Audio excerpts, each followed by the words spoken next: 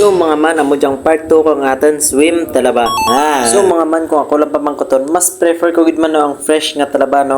Kapin pa kung gabasa-basa, apaw ka namin dilapan. So mga man, kay election ka dya kay pilihan gid natin kung sino ang mayad mga man no.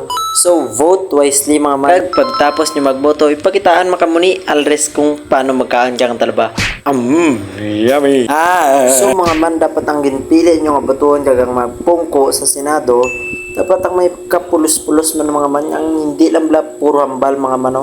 Ang may action man mga man.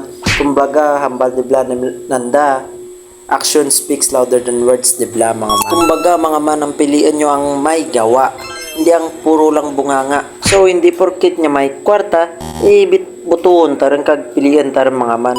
So dapat pilihan ta bang kamayad kag kilatisan ta na yang isa ka tawo bago ta butuon kag pilihan mga man. Syempre kay once makapungko dun ra, kay kita man makinabang mga man, kita nga taong bayan man japon. Kaya dapat mga man, vote wisely gid mga man. Hindi nyo gid pag-uyangan ang sangkaboto nyo, kay ang sangkaboto mga man pinaka-importante gid sa tanan mga man. Kumbaga mga man, nasa kamay natin nakasalalay ang pagbabago ng ating bayan mga man. Siyempre mga man, di tagit pagbaylong dignidad ta mga man. Siyempre ang kwarta mga man, kaya tara kitaan mga man, tiyag dali lang ka natin kung tandes lang ka.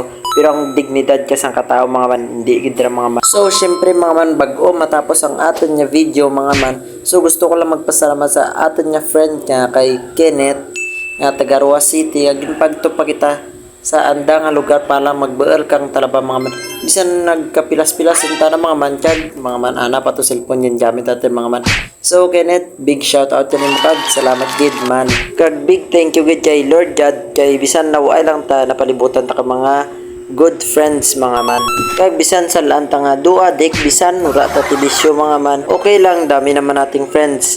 Kag bago matapos yung ating video mga man, big shoutout dyan sa darwa kay Giselle nakita kay tata mga man. Kag kay Batosay mga man, ang bato sa bonsai. Stupid. So hanggang here na lang mga man, see you sa next vid. Mwah!